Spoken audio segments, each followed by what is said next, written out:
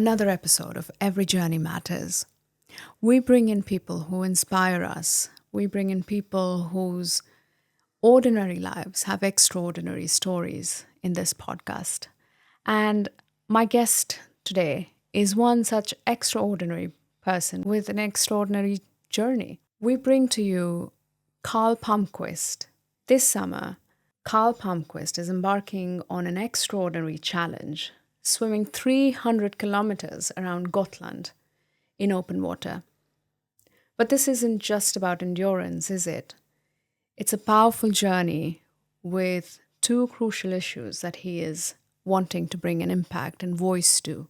One being mental health in general, and two, to the well-being of the Baltic Sea. While summers are the best time of the year to swim in, using this time to create an impact and tell a story is something remarkable. And with every stroke, Karl is not only pushing his physical and mental limits, but is also raising awareness about how our environment and mental well-being are deeply connected. So, what is it that drives someone to take on such a monumental feat? What lessons can we all learn and take away from his journey?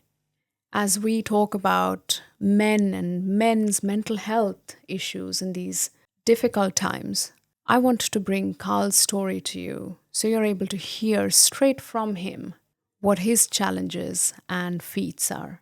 Join us as we dive into Karl's story, his motivation, preparation, and the impact he hopes to make. Because in the end, really, every journey matters. Welcome to the podcast episode, Karl. Thank you for joining us. Thank you so much for having me. Karl, we have known each other for a little bit, and I know a little bit about, where you've lived, etc. Would you take a few minutes to introduce your present self to our audience, please? I spent the majority of my life in Asia. I moved to Shanghai when I was three and a half. Lived there for about 9 years, and then moved to Hong Kong, where I spent another 2.5 years. These were very formative years of my life and still impact a lot of what I do on a day-to-day basis. During this time, I began swimming at quite a high level already at the age of 10. 6 or more training sessions a week, which quickly escalated up to 10 training sessions a week by the age of 13. And a lot of my identity then ended up being based around this. It also caused quite a lot of struggles around my own mental health. When we moved back to Sweden, a lot of it coupled to my own identity and self-worth. And it's all just accumulated now into, I've had this goal of swimming around Gotland for quite a long time. And I didn't want to do it just for the sake of doing it. Right. And everything now has just fallen into place. And I've realized how I can use the platform that this swim is giving me to help others and spread a message that I really think needs to be put out there a lot more than it already is. And taking what I think are two of the most important questions of our time and our generation, which is how the climate is, being absolutely, the climate and the environment around us is being destroyed, and mental health among youth. You see a downward trend in mental health in Sweden specifically, or for middle-aged people, but it's just increasing constantly for the age group of 15 to 24. Absolutely. So seeing how connected these two questions are, the further we stray from the environment and taking care of the environment, the further we stray from ourselves. So I want to highlight these two questions as like a combined issue. Right. It reminds me that, there was Ross Edgley's swim across Great Britain in 2018. Was that a catalyst for your journey? Did you see that as a story? How did you specifically come up with this this combination? Yeah. So Ross Edgley swam around 2018. And at the time I was, still competing in swimming, training a lot. And I just saw it as this, extreme athletic feat. And I really wanted to do something similar. And the closest I could get here in Sweden was Gotland. And so I was like, at some point, I'll do this. But it seemed so far to reach. And I really thought it was only a dream that I could hope to someday achieve. Yeah. also, I mean, his positivity during the entire swim was something that really resonated with me. He swam for almost 150 days, and he was happy the entire time. Right. Something that would break most people. I mean, he spent 6 to 12 hours a day swimming, and he's just constantly super thankful, a smile on his face, and that's always stuck with me now when I've started this journey, and I've seen people who have done similar things, and when they do it, they spend a lot of time in a negative mindset, which then just connects to the whole performance-based self-worth. Right. So I hope to have some of that positivity as well, and just constantly remind myself of how lucky I am now to be able to achieve this dream that I've had for such a long time. And what better than to hold the flag up for mental health too? I mean, yes, it needs a lot of endurance. I mean, you need to think right, you need to be practicing well enough, but also, how do you see the swim becoming a mental health awareness sort of initiative? What are you going to specifically drive at? What do you want to create an impact around mental health? Tell me a little bit about that, please. I mean, with this swim, I don't want it to be. Of course, it's an extreme athletic feat, but I don't want the focus to be on that. I went into this thinking that I would have to train more than ever before. Yeah. But it's been quite the contrary. Like my main focus has been on so many different elements, from making sure that I'm in tune with my body. I'm taking care of what I physically need, something that I would completely disregard before in the pursuit of achieving something within athletics. And then also making sure that I listen to what I need outside of the training as well, what I need in my social life, what I need personally, because I want to prove to myself and show to others that you can have high ambitions, you can set these, really big goals for yourself without offering your own mental well-being. People talk about balance and saying that, oh, if you're an elite athlete, or that you can't have balance in your life, but I really do think you can. You just have to find what works for you, and of course, balance looks different to everyone. I know for me, training the amount of time that I do in a week, that's not balance for someone else, and they should in no way compare balance in their life to what I'm doing. But they might, want to read 10 to 15 hours a week while I'm training 10 to 15 hours a week, and that's balance for them. Right. And so if I want to make it a little more black and white here, and Yeah. for not having other words to say that, but if I want to break that routine down, what did it look like before 2018? When you felt like something seems to have shifted during the last couple of years, and we're going to talk about that. But what is the difference in the way you're training before and now? Tell us a little bit of what your day would look like. And you said that you'd have 10 hours of swimming practice apart from everything else when you were in Hong Kong, for example. Yeah.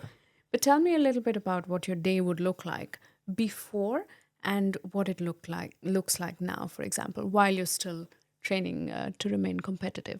Yeah. Back then in Hong Kong, and then also later on here in Sweden, we had 3 morning sessions a week. So Monday, Wednesday, Friday morning, and then also Saturday morning. And then on top of that, every single afternoon. So Monday, Tuesday, Wednesday, Thursday, Friday afternoon. Right. And each session was 2 hours. I also started combining this with strength training at the time because I started enjoying that as well. Right. So in total in a week, I would be training 13 times a week, each session being about 2 hours. So 25 to 30 hours of training a week. Right. was pretty standard for me during my later years in high school. And what suffered? What did not get your time? What did you give up to be able to manage this? Finding an identity outside of sports. I really don't know who I was. I didn't know who I was without sports at the time. It defined me. It defined my value as a person.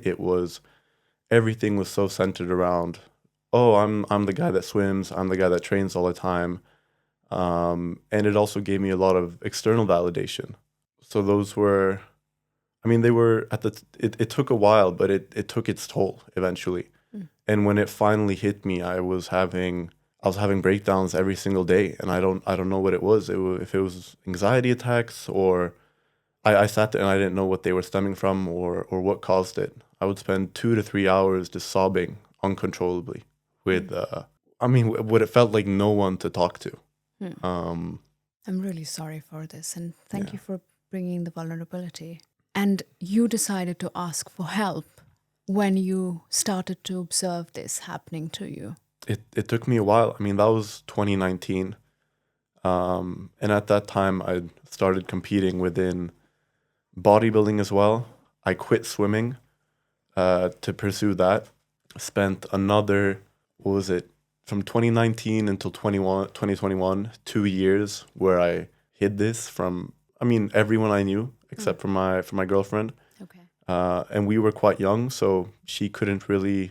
We both didn't know how to handle the situation. Right. So it wasn't that I don't blame her for anything there. It's so hard to give the support to someone when we're both so young.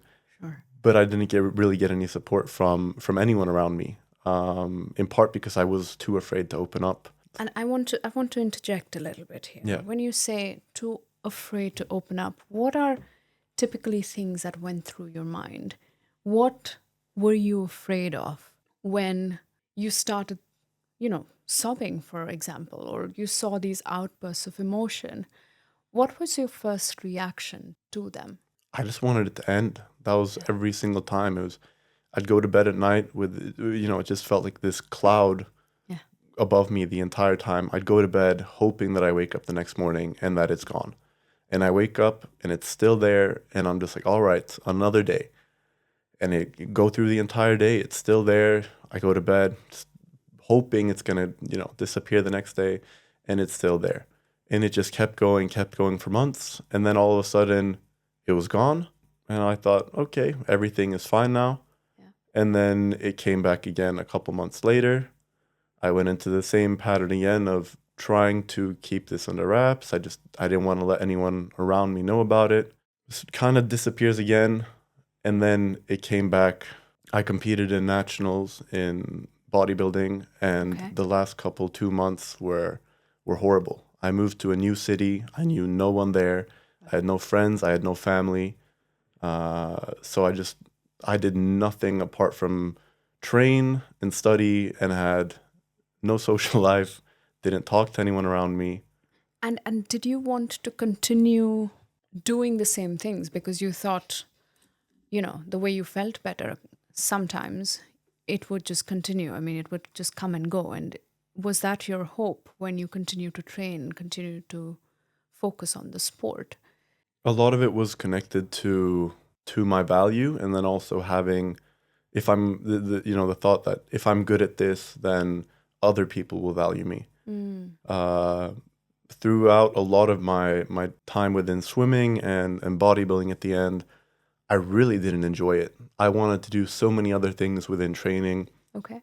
And if it was a combination of my own ego not letting me admit to myself that, okay, I don't like this, but I'm good at it, so I should just keep going. And I receive validation. So if that was the reason I kept pushing it, I'm still not entirely sure what was in me that kept pushing and saying, no, you have to do this, you have to do this, you have to do this, because it gives you value, it gives you worth. And while I speak to quite a few people outside of this studio, the first signs of a burnout are from continuing to do what we've always done. Yeah. Because we think it is routine, we think it is something that'll go away, we think we also are guilting ourselves and we're ashamed to say, oh, I'm not feeling well for 3 days in a row, for example. So there is this inherent need to just push everything away and feel better in our head, and we think that our body will follow suit. Yeah. And so when you realized that you couldn't take on anything more, what was that day like? Do you remember when you decided to ask for help? And going back to that question, you said your girlfriend and you were trying to figure it out Yeah. rightly. What happened then? I moved back from, I was living in Halmstad, so I moved back to Stockholm, Okay. and I went back to swimming, which I thought was the solution. Okay. And in the end, it wasn't. But for a while there, it was, because my training changed, and I did enjoy my training more. Okay. But when I did move back from Halmstad, the first thing I did was I contacted my vårdcentral, and the doctor, they asked me all the questions. They give you these like forms to fill out regarding how you're doing, and he sent me directly to Sankt Görans, to psykakuten, to the psych ward for an evaluation. And their two options were, we send you home with some anxiety meds that will last you a week, or we put you in to the hospital and you stay here for a week or two. And at this time, I still hadn't opened up to my parents or anyone around me. So a Right. week or more away from the people in my life and having to open up still scared the hell out of me. So I chose to, get sent home with some of the medicine and hoping that this would solve it. Right.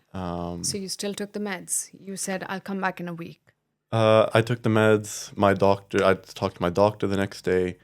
He wrote out prescriptions for antidepressants and anxiety medicine. And so I got quite a high dose of sertraline and was up at 200 milligrams a day. And eventually I felt nothing. I wasn't happy. I wasn't sad. I really felt nothing at all. And at this point, had you now informed your other, like your guardians, your caretaker, No one parents? around me knew. No one still knew. Yeah. So you were on antidepressants, you were taking anxiety pills, Yeah. and you still did not feel comfortable.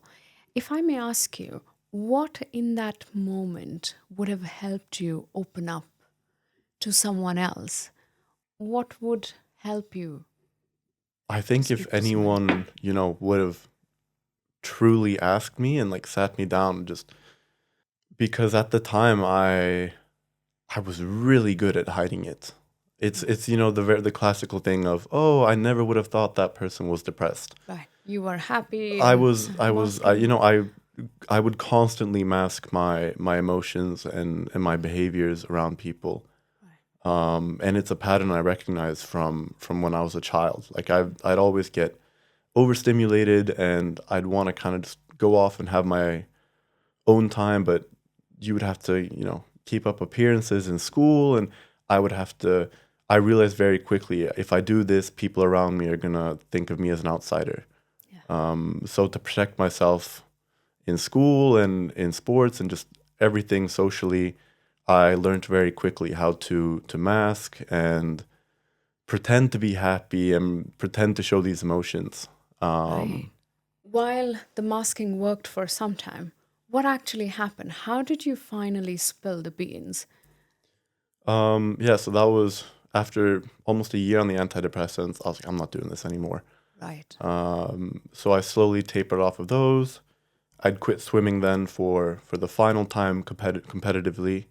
And there I started, finding a life outside of swimming. Started meeting new people, started meeting new friends, finding new hobbies and interests. I stopped training altogether because I thought training is, something that I don't want to do. And that was for around 3 months. But then I realized, I really miss training. And still being in that old mindset, I decided to do an Ironman. And so I started prepping for that while still having this, social life now outside of that. So training now 7 to 8 times a week, intense training while trying to maintain the social life. It really ate at me. And then I've been plagued with knee injuries. I ended up with a knee injury a month before the competition start, which meant I wouldn't be able to compete. And this completely broke me. I went out just, partying for 2 weeks continuously, until I woke up one morning and just had the worst anxiety of my life. And I went to work. I felt horrible the entire time. I even told my boss on the spot that I'm quitting my job. I'm not working here anymore. And I went directly back to Sankt Görans, to the psych ward this time. And they gave me the same option again. Either we send you home with anxiety pills or we take you in. Okay. And I felt like I had no other choice at this point. So I told them, yeah, please, you guys have to keep me here. I can't take anything anymore. And that was the first time I told my parents that of how serious of an issue it was, I see. um, which was about a bit more than a year and a half ago now. And so, between the year that you took antidepressants, were you also going through active therapy and counseling? Or did you try to sort of manage your symptoms with just medication? Yeah, I got no therapy. That Right. was the one thing I asked for Right. from. There's a lot of good within the public healthcare in Sweden, but all I asked for was someone to talk to, Right. and all they gave me was medicine. Um, so I had no one to talk to, and that's also my theory is like the medication, while it works for some, for others, it just kind of shoves your deep rooted issues aside and gives you this temporary sense of, oh, everything's all right, and then you taper off, and all those issues come back again. And at this point, I just want to sort of pause because I feel as a society that we're failing Mm. our young generation because the connections we had when we were older with fewer social media addictions or with fewer Netflix binges to do, I believe it gave us the time and space to talk and have deeper connections. Or even within the younger generation, we would, as friends, spend longer with each other, do more things, I think. And I feel like not having someone to talk to is the easiest thing to fix, to be honest. I mean, we're 8 billion people in the world, Yeah. right? But to have somebody to talk to just share what is going on through our minds, should be something that we all have access to, and the right. And I'm not trying to say from a public health service perspective, I think if you go back to other countries in Asia too, you'll have similar issues where Mm. people talk at very surface level issues. They talk about day to day things, but really don't want to get to talking into depth because we've not been taught how to handle an emotional conversation. Yeah. And so, my question then is, what stage did you then go in to ask for therapy help? Did you finally get it? I mean, how did you build your emotional language? Like, you're so much super fluent in talking about emotions now and Mm. being okay with it. How did you come to this stage from that time and that week in the hospital? Tell us a little bit about that journey. I mean, it was when I finally told my parents, and I was lucky and privileged enough for them to help me out and get me someone to talk to, get me a therapist Yeah. that the public healthcare wouldn't offer me, and it was the one thing that worked. During that week in the hospital, they just kept saying, "Try this medicine, try this medicine, try this medicine," and I just sat there constantly going, "I don't want any more medicines. Just give me someone to talk to." So the fact that my parents helped me out with that, something that I never would have been able to do on my own, because of the cost. I mean, without that, I don't know where I would be. And I went regularly for a bit more than a year and a half. I still go every now and then, not as often because I know I can give the same questions that my therapist would ask me. I can stop and analyze the situation and ask myself the same questions now. Why do I feel the way I do in this situation? Why does this person make me feel like this? Why do I want to do this? Do I want to do this for myself or do I want to do it for others? It really gave me the tools to be able to prioritize my well-being and taking a step back from all this, oh, I need to do this to have value. I need to constantly be do that was the mindset I had before. If I have time, I need to do something. I need to constantly be doing something because that's what I was taught. I really don't know, but I couldn't have any alone time. Right. Um, and I realized now in later times that that was something I was really missing out on, having that time just to sit with myself, read into my own needs and what I can do to meet them has really helped me out. And that's where meditation came in a lot. Sometimes I sit there and if it's outside, I just sit listening to the sounds of birds or the trees or the wind blowing. Yeah. or sometimes it gives me time to just analyze where I'm at in life. And then also if something is stressing me, realizing that I don't have to do anything right now in this moment. Right. Everything can always wait 5 minutes, which helps a lot when I'm meditating. If I feel stressed over something in my everyday life, I know that I always have 5 minutes. I can put everything off for 5 minutes where I have nothing to do but to just be present, which helps me from going into these spirals of anxiety that can come up really easily otherwise. That is so interesting. And I'm now looking at my list of questions to you too, because I feel like we can unpack this in so many different directions. But I want to now bring the work that you've done with yourself. I feel like there's also a platform that you want to bring this message to, the Aldrig Ensemble or the sports clubs. Or can you talk a little bit about that, and what is the mindset that you want to bring in, or the change that you want to bring into this? Can you talk a little bit about that too, please? Yeah. So while youth mental health specifically is an issue as a whole, because of my background within athletics, I find it very relevant to talk about the pressure that young athletes that they have to go through on an everyday basis. Whether the pressure comes from coaches, from parents, sometimes you see it a lot, or most of the time, and for myself, it came from within. All the pressure was within me, and it became this kind of, if I didn't perform, this self-hate came in as well. And this is not talked about at all. If you take schools now, they've started implementing counselors, but it's one counselor for hundreds of students, Right. which even there is nowhere near enough, but it's a step in the right direction. But within sports and different athletic clubs, there's nothing. Not a person, not some kind of program, no lectures.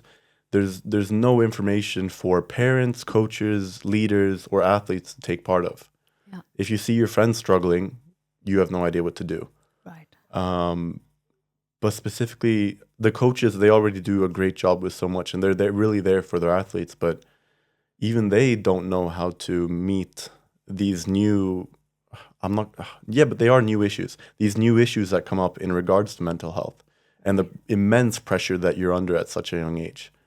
And so there you have, like you mentioned, these ideal organizations called, for example, Aldrig Ensemble.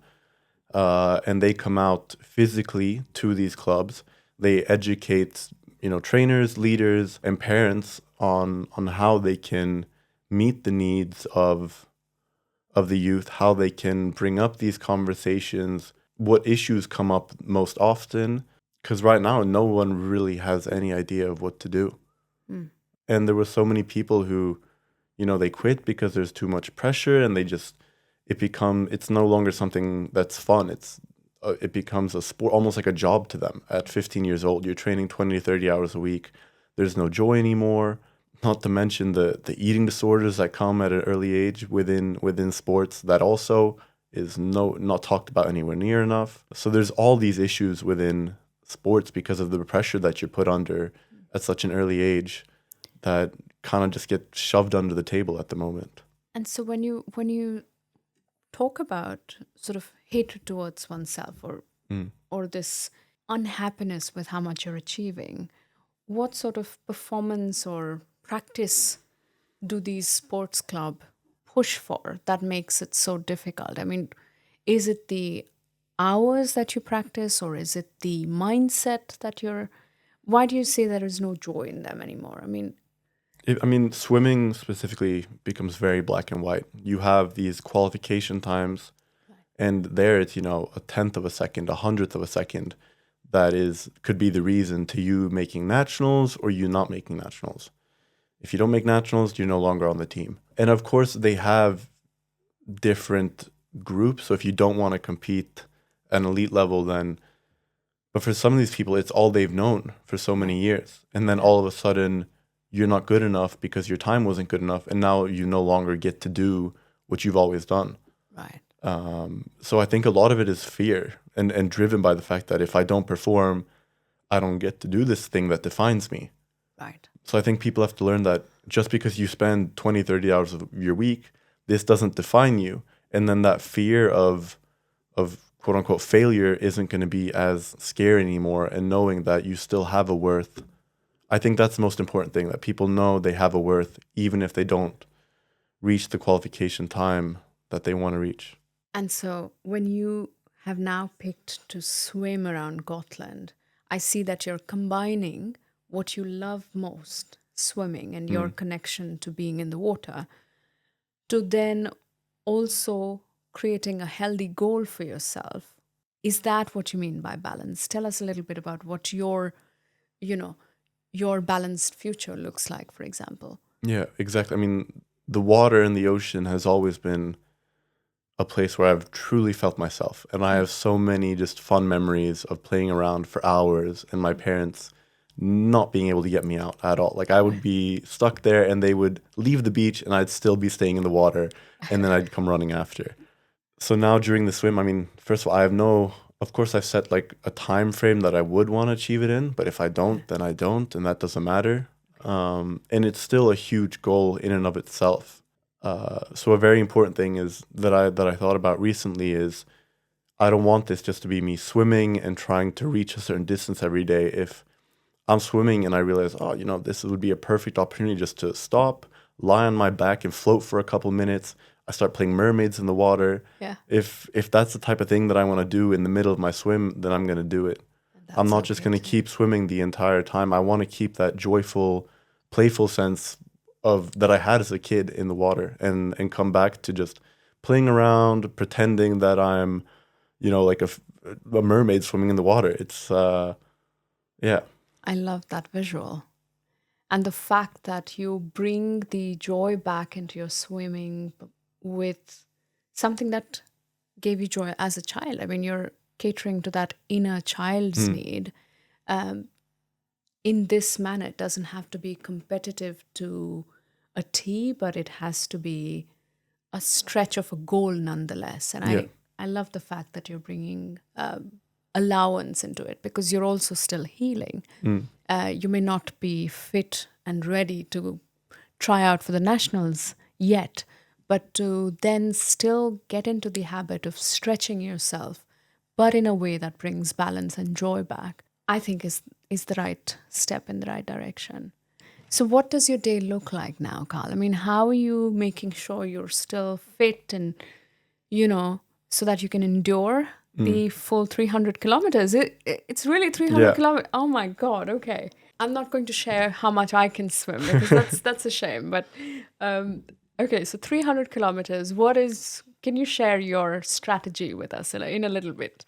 Yeah. So this is also a thing that's changed a lot now during my prep for the swim. Like I said earlier, I went into this thinking I'm gonna have to train more than ever before, Right. specifically within swimming, but it's been quite the contrary.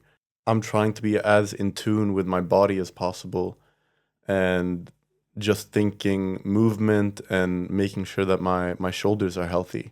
Because this isn't something that I can prepare for. Like I'm as prepared as I can be now as I will be the day before, because there's gonna Right. be so many unexpected things. Hmm. So while I do spend, a couple sessions a week swimming, I don't feel if I wake up one morning and I really don't want to swim, then I don't swim. Then I go train something because I love training in general. Right. And I don't want this to be a monotonous task of you have to swim every day, you have to do this every day. If I wake up and I don't want to swim and I feel like going rock climbing or I feel like going for a hike. I mean, this past weekend I went out hiking out in the national park for, the majority of the day instead of doing a swim session. And that's still training. And I'm still working towards that goal of proving that I can set these high standards for myself without offering my mental well-being. So I'm trying to not be as rigid and as big of a control freak with my training as I Yeah. was before, finding the joy in it and really listening to my needs for every single day. And how do you do that? I mean, when you wake up in the morning, how do you've said it twice now that you're trying to tune into your body. Mm. What would that look like for a man? I mean, I can talk about it from my perspective, but it'll be different. Is it different for you? How does it feel when you say tune into your body? I mean, I pack my bag with the things I need. So if I wanted, so I have the things I like my training gear that I need for the day. And I mean, just during the train commute, like that's such an easy way to find time during your day. Right. A lot of people spend that time glued to their mobile phones. But just having like, if I have music on and I sit there, I mean, those 30-minute train rides, they feel like forever. And it just gives me time to really look through all my thoughts, plan everything out, see, okay, is this going to clash with something to do? Because normally I just go, okay, plan this, and now just bam, bam, bam, bam, bam. And then I get to the end of the day and I'm like, all right, now I have no time for myself. But having that flexibility of being able to plan your day as needs arise or as things change, I think is very important, instead of just going into it with, I've set out to do this, now I have to do this. You don't have to do anything. So you're letting go of control in Yeah. that sense of Yeah. what exactly is expected of you every day in and day out. Mm. And when you check in, I can almost hear this conversation you're having with yourself to say, how am I feeling today? What do I want to do? How much do I want to achieve, Yeah. so to say, quote unquote, and to build that resilience in your body based on how it feels. Mm. I love that. A very common mental health issue that men have is that they don't get the support from other men in the community. Mm. That if you said or if you talked about your emotions, you're not a cool dude anymore. Mm. That you're not alpha anymore. Yeah. Would you like to speak to that a little bit? I mean, you're 22, right? Yeah. And you look fit, you look great, you have tattoos, and you Mm. look great as, you know, I mean, but does that make you less alpha if you talk about your No, I emotions? think it's some of the corniest shit that I can hear it weekly. And I think the reason I hear it so often is because I look the way that I do. You know, it's like I'm 6'3", I weigh 90 kilos, like I've got all these tattoos. I have what extremely, what dudes who think masculinity is so important, everything that they would want, then in some way I already have it, and I showcase that. So then they think they have this comfort of going, the most classic one that really pisses me off when they say, oh, it's gay to express your emotions, man. Which just, what? And then it really makes no sense why they say all these things, and it's just so deeply rooted in your own insecurity. I know how scared I was of expressing the fact that I felt the way that I did for such a long time, and nothing in my life has ever required the same amount of bravery within to tell someone else about this. And I know I'm never going to encounter anything that's going to be harder than going through these dark periods. I think it's the bravest thing you can do. If you do that, you have more respect than any amount of training could ever. Any amount of training you do, it will never get the same amount of respect from me as if you are open about your emotions and can express a sense of vulnerability. And also why now that's one of the most important things I look at in relationships, mainly in, like you said, in men, because that's where it's hardest to find. But even with women as well, if you're not in tune with your emotions and you don't want to express your needs, then we're never going to reach a middle ground, because I don't know what can I do for you? How can we make this something long term? So I feel very blessed now that it's all my male friends that I'm really close to. It's we check in with each other daily. We talk about how we're doing. We open up about our struggles. I could call or text any one of them right now saying I'm not doing well, and they would meet me up wherever I needed. Wow. You feel so much more comfortable and safe knowing that you're not alone in these things, knowing that other people around you feel this way. I think what you're saying now is so important, and I want more men to hear this, just because we've always beaten ourselves down saying we have too many emotions, we can't handle our emotions. Or for women, I mean, if women show their emotions at work, for example, they are labeled as well. Yeah. And I feel like we need to start talking about these things, and to be able to bring our true selves into our workplaces, into our families or with friends. is increasingly important, because otherwise, having different facets of us and different identities in the different environments that we work in is just going to cause more stress in our bodies, in our lives. So I can't tell you, I mean, how much I appreciate you talking about this, because we don't have a lot of role models. I mean, um, especially in Sweden, I've looked up, it's difficult to find people talking about how they're navigating mental health. So I think having you speak on the show today makes a huge difference. So I'm really grateful for that. Yeah, thank you. But okay, I mean, let's jump to a couple final questions. I mean, what is your challenge today? How can we help your voice get out to more people? How can we support you in this journey? I mean, my main goal with this isn't to. I don't want my journey or what I do to become the known part. I mean, the swim is something that I'm using as a platform to encourage more people to talk with each other. So I mean, that was like the main reason I picked swimming. It's okay, this is something I'm good at. This is something extreme that's going to gain attention. Now I can use all that attention and direct it to people's own personal lives, and start these conversations of just asking someone around you, how are you doing? And I mean, really meaning it. If they answer, oh yeah, I'm all right, then just stand your ground and kind of ask. I mean, emotionally, is anything stressing you? Just those really basic things of asking a question and kind of just really trying to feel out if someone is struggling around you. Because that's what I would have needed. I would have needed someone to really stand their ground and ask me a question, because I think I would have broken really quickly. Yeah. If someone asked me, how are you? I'd been like, oh, fine. And they go, no, man, really, how are you doing right now? Right. Is there anything in your life that's stressing you? I would have, that second question would have completely broken through, and I wouldn't have been able to hold it together anymore. So that's what I want to get out of this project, and that's what I hope that the platform and the publicity from the project will encourage, that people really start to talk to each other more.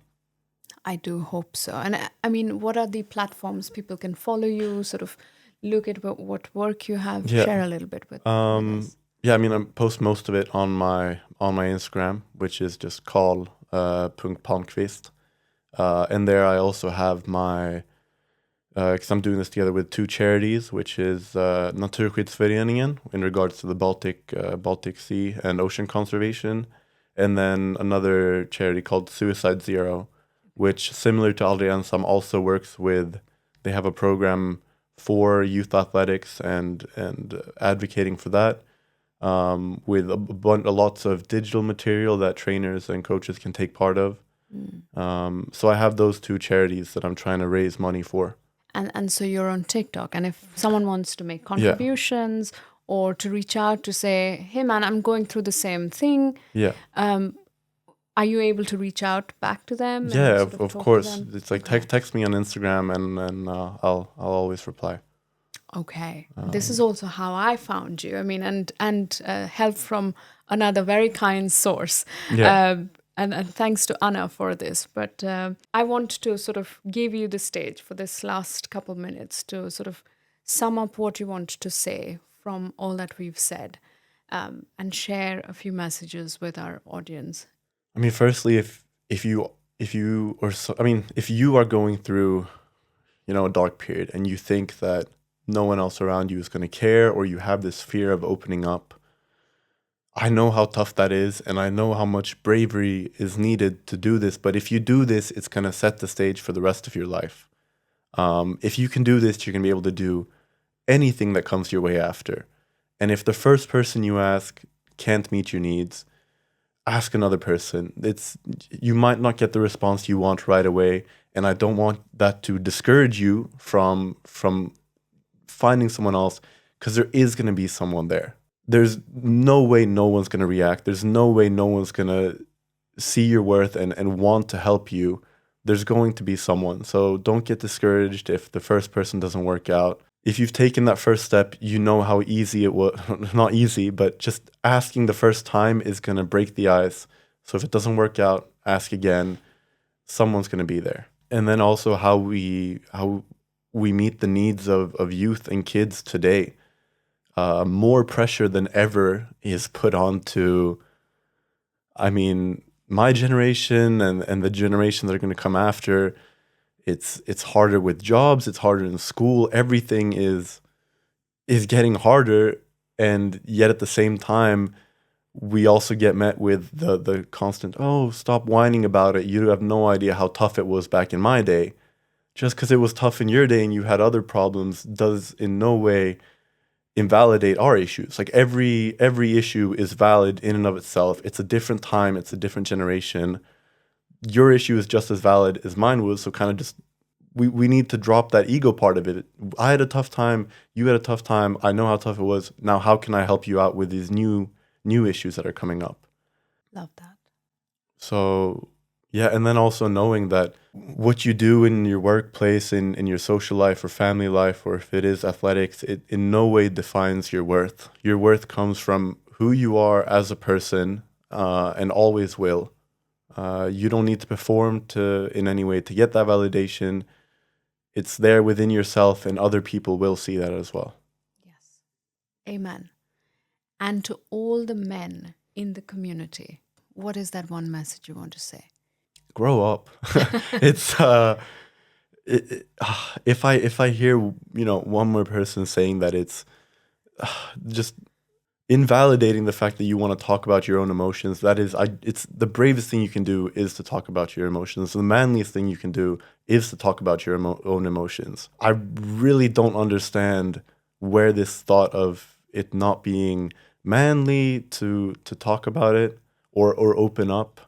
And like I said, yeah, it requires more bravery than most things in life to really open up and be vulnerable. So stop projecting your own fears and onto other people who actually do want to talk about this. Yeah. And the same to women too. I should say that. Yeah. To be open, to be vulnerable. And don't invalidate others. That's don't project your own stuff onto others. Stop, listen, even if you don't agree with it. You don't, it's a classic. If you have nothing good to say, then don't say anything, or find the good in it. There's no way you think it's inherently bad. If they want to talk about something, listen to their perspective. You might always learn something new. You don't have to react right away. Take a couple seconds and really think about how your words are going to affect this person if you say something. I love that. And at Conscious Together, we are all about redefining our impact. Karl, I believe that with choosing to speak on a platform like this one, by choosing to use your experience and your expertise within swimming, sport, and being able to make the brave choice to stand up for what it takes to talk about mental health, talk about the environment, talk about all the judgment that you're facing, requires a lot of courage and strength.